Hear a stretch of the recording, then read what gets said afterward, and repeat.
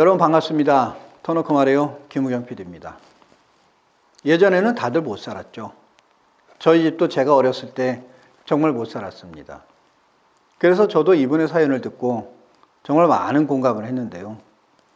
이분은 엄마에게 돈 달라는 그 말을 못해서 학창시절 내내 왕따는 물론 온갖 고통을 다 받았다고 합니다.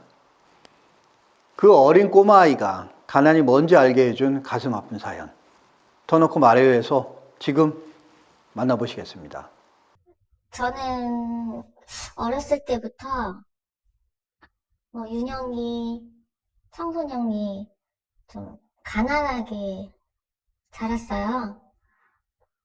원래 아가 때, 기억도 없는 아가 때는 아빠가 남대문에서 남대문 시장에서 장사를 하시면서 꽤 살만큼 살았다고 하는데 제 기억엔 없고, 제 기억이 있는 그 이후로는 계속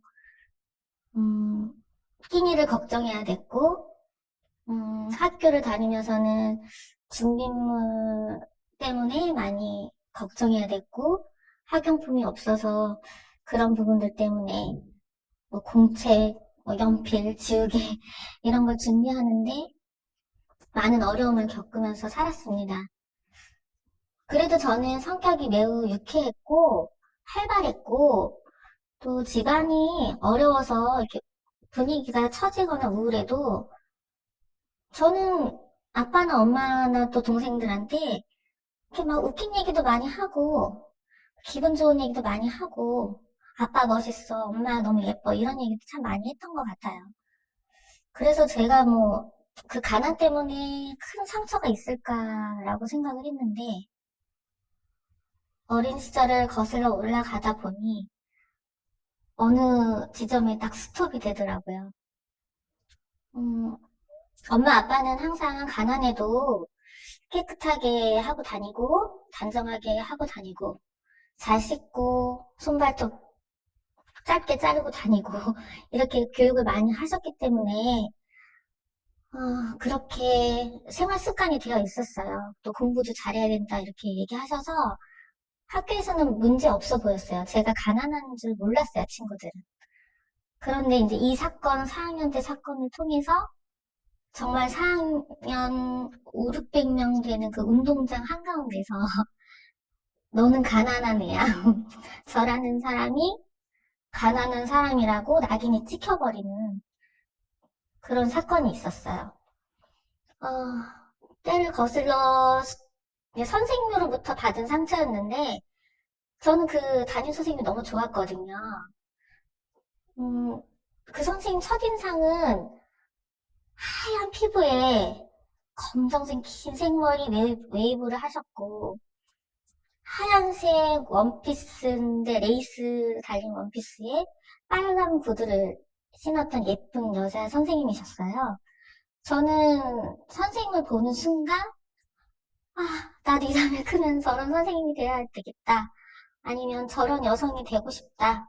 저런 옷을 입고 싶다. 항상 저에게는 롤모델 같은 선생님이셨고, 그냥 그분이 우상 같았어요. 너무 예뻤어요. 근데 단 한 번 저한테는 대화를 해본 적은 없으셨고, 그런 때에 가을 이제 운동회를 준비를 했었고, 운동회 내내 이제 저희가 부채춤을 연습을 하는데, 부채를 준비할 수가 없었어요. 되게 작은 돈이었어요. 1,000원, 2,000원 했던 것 같아요. 그때 당시에. 그런데 그 돈도 집에 없었고, 당장 끼니도 걱정이니까, 돈 때문에 걱정하는 엄마 앞에서, 엄마 부채가 필요해요. 이런 말을 할 수가 없었던 거예요. 그래서 계속 준비물 없이 그냥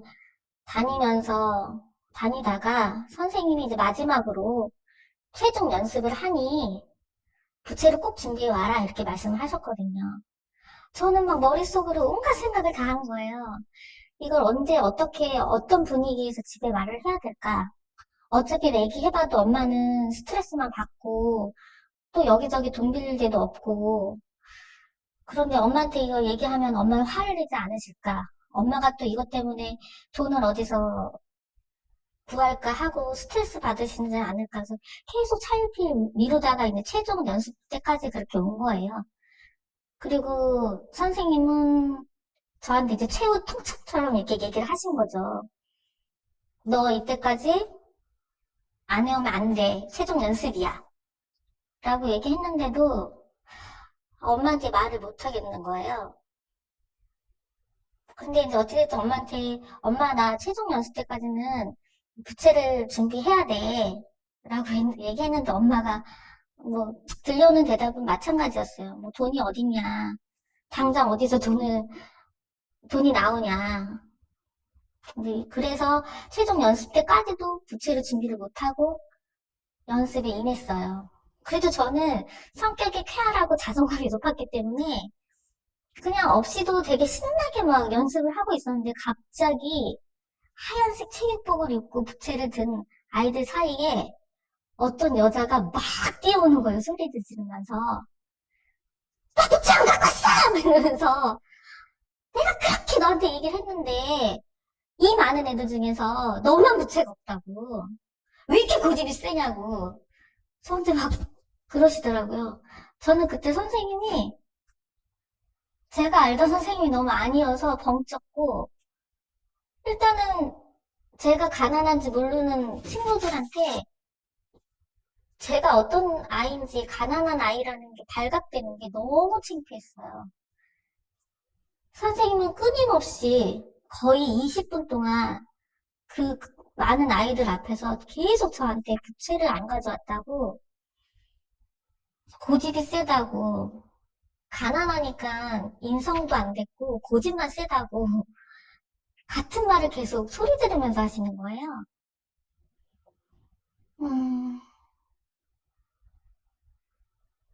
너무 창피했고 그리고 나서는 못 참겠는 거예요. 울음이 터졌어요.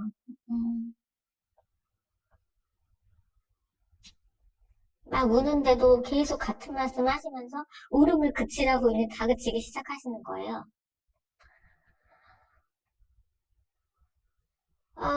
저는 선생님이라면 아이들 마음을 들여받아주고 그런 어린아이의 마음을 긁어서 핥혀서 상처를 주기보다는 보듬어주고 안아주고 더 좋은 미래를 위해서 그 아이한테 배려를 해주고 하는 것이 이론적으로 선생님이라고 생각했는데 그분은 저한테 그렇게 하지 않았어요. 또 제 마음과 달리 제가 선생님을 참 좋아하고 선생님처럼 되고 싶고 선생님 같은 여성이 되고 싶었는데 그런 저한테 끊임없이 막 그 많은 아이들 앞에서 망신을 주시고 막 부채로 얼굴과 머리를 때려가면서 이게 없냐고 이거 하나 못 준비하냐고 그렇게 고집이 세냐고 준비하라고 몇 번을 얘기했는데 울음을 그치라고 왜 울음을 안 그치냐고 이거 뭐라고 가난하기 때문에 인성교육도 안 됐고 아무것도 안 됐다 학교 준비물을 못 해오고 그렇게 얘기하는데 사실 울음이 터지고 나서는 눈을 뜨는 게 겁이 나더라고요. 선생님이 너무 악마같이 보이고 너무 무서운 것도 그렇지만 많은 아이들의 시선이 다 저한테 와 있는 거예요.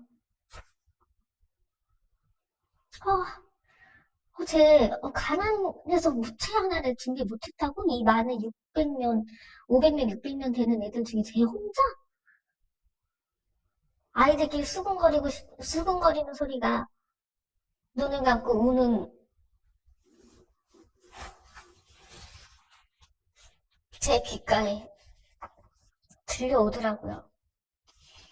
그 중에 저랑 절치는 친구들도 있었고, 매일매일 가방 들어주고 매일매일 학교 앞에서 떡볶이 사 먹고 했던 친구들조차도 제가 그런 아이인 줄 몰랐는데 제 가정 형편을 다 까발려지고 나니까 운동장에서 저를 거진가 봐 부채도 준비 못했어 내일이 운동인데 어른이 돼서 제가 생각해보면, 진정한 친구라면, 또 선생님이라면, 정말 얼마 안 되는 그 부채를 친구를 위해서 아니면 아이를 위해서 준비해 줄 수도 있었을 텐데, 굳이 그렇게까지 나쁜 애로 만들었어야 됐나. 선생님이 너무 원망스러웠고, 그 뒤로는, 친했던 친구들이 저랑 안 놀기 시작하는 거예요. 거지라고, 거지라고.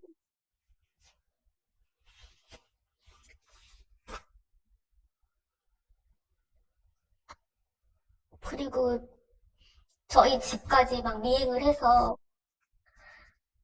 제가 어떻게 사는지 막 애들이 그런 것도 우스갯소리로 막 자기네들끼리 떠들고 뭐 반지하에 산다 그런 게 다 웃음거리가 되고 그 중에서도 친한 친구가 남아 있었는데 다른 친구들이 그 친구를 저랑 같이 놀지 못하게 막 말렸어요. 저랑 만나려고 하면은 우리랑 놀자 그러고 쟤네 집 저기야. 쟤 거지처럼 살아. 쟤랑 왜 놀아? 쟤는 인성도 안 좋아. 고집도 되게 세대. 선생님한테 막 대들었대. 운동장에서. 이렇게 하면서 결국 제가 6학년 때까지 2년 동안 아이들 사이에서 왕따를 많이 당했었어요. 그래도 저는 그게 왕따라고 생각하거나 제 환경 때문에 저희 뭐 엄마 아빠를 원망하거나 그러지는 않았는데요. 진짜 그 선생님은 다시 만나서 여쭙고 싶어요. 왜 굳이 정말 정신이 나갈 정도로 소리를 지르고 한참 동안 운동장 앞에서 정가운데서 저의 가난을 다 발설하고 머리며 또 저의 인성까지 싸잡아서 아이들 앞에서 그렇게 망신을 주셨는지 따로 말씀하실 수는 없었는 건지 많이 그 부분이 지나고 나니까 많이 상처가 됐었나 봐요. 그 이후로 저는 가난에서 벗어나려면 내가 잘해야 되겠다는 생각이 들었고 열심히 적당히 공부를 해서 식품영양학과에 좀 전체 장학생으로 이제 학교를 다니게 됐고 직장 생활을 하면서 이제 학교 영양사로 이렇게 직업을 갖게 되었는데 제가 그런 아픈 경험이 있어서 그런지 사실 급식비 없어서 식사 못하는 친구들도 있고요. 또 식사는 했는데 급식비를 밀리는 아이들도 있고요. 신청을 했는데 이런 아이들도 있었고 그 중에 이제 가장 키가 작았던 학생이 있었어요. 고등학교 1학년인데 150 조금 넘는 남자 학생이 있었는데 저는 제 아픔이 생각나서 그런지 그 친구한테 그냥 묻지도 따지지도 않고 우유랑 급식이나 뭐 이런 것들도 뭐 간식 같은 거 챙겨서 따로 보내주기도 하고 키가 작으니까 막 여사님들이 반찬이나 밥을 조금씩 줘요. 근데 아이는 너무 많이 먹고 싶은 거예요. 그럼 여사님들한테 특별히 말씀드려서 키가 작거나 하다고 차별하지 말고 많이 먹고 싶은 애들 많이 먹을 수 있게끔 배식을 해달라. 그리고 그때부터 제가 이제 사실 이제 학교 급식에서는 단체로 조금씩만 나눠주다 보니까 단체인 거를 나눠주는데 뭐 이렇게 정량으로 얼만큼씩 줘야 된다는 거는 잘 감이 안 와요. 저희가 영양사들이 몇 그램씩 이렇게 책정을 해놓지만 근데 제가 아마 최초로 그런 거를 정량으로 음식을 만들었을 때 어느 정도의 양이 나와서 어떻게 분배를 해야 되는지 이런 것들 다 샘플링을 해서 막 여사님들한테 다 보여주면서 이렇게 배식을 동등하게 해라. 공정하게 배분을 해라. 막 그렇게 정말 열심히 일했던 것 같아요. 근데 그 친구도 그래서 이제 사실은 키가 작다는 이유로 좀 차별을 받아야 됐고 했던 부분들을 좀 많이 잡아줬고, 또 제가 그 아이를 위해서 뭐 우유급식도 돈이 없어서 못 먹고 해서 따로 우유도 넣어주고, 또 급식 신청을 못 할 때도 있었어요, 친구가. 그러면은 제가 지불을 하고 그 아이한테 급식 카드를 갖다 주면 아이가 카드 찍고 밥을 먹게 했는데, 고등학교 3학년, 제가 잠깐 이제 쉬었다가 다시 고등학교 3학년 때 제 근무를 했는데, 그 친구가 180 정도 컸더라고요. 그래서 제가 정말 그 친구한테 너무 감사하고, 또 저의 그 말없이 베풀었던 그런 사랑이 누군가에게 큰 힘이 됐다는 게 좀 뿌듯하기도 하고, 근데 저는 이런 마음을 멈추지는 않을 것 같아요. 누군가 어려우면 제 그 초등학교 4학년 때 뼈아픈 기억 때문인지 콩 한 쪽도 나눠 먹고 싶고요. 정말 보이지 않는 데서 어려운 친구들 많이 도와주고 싶고 돕고 있고 그렇습니다. 한평생 그때 운동장에서 뛰어오던 여선생의 모습이 지워지지 않는다고 합니다. 어른이 된 지금까지도 늘 왕따를 당했던 그 시절의 악몽을 꾸고 있다고 합니다. 가짜는 선생 하나가 한 여자의 마음에 엄청난 트라우마를 안겨준 그런 내용이었습니다. 오늘 이 자리가 한평생 힘들게 살아오신 이분의 고통을 조금이나마 덜었으면 하는 바람입니다.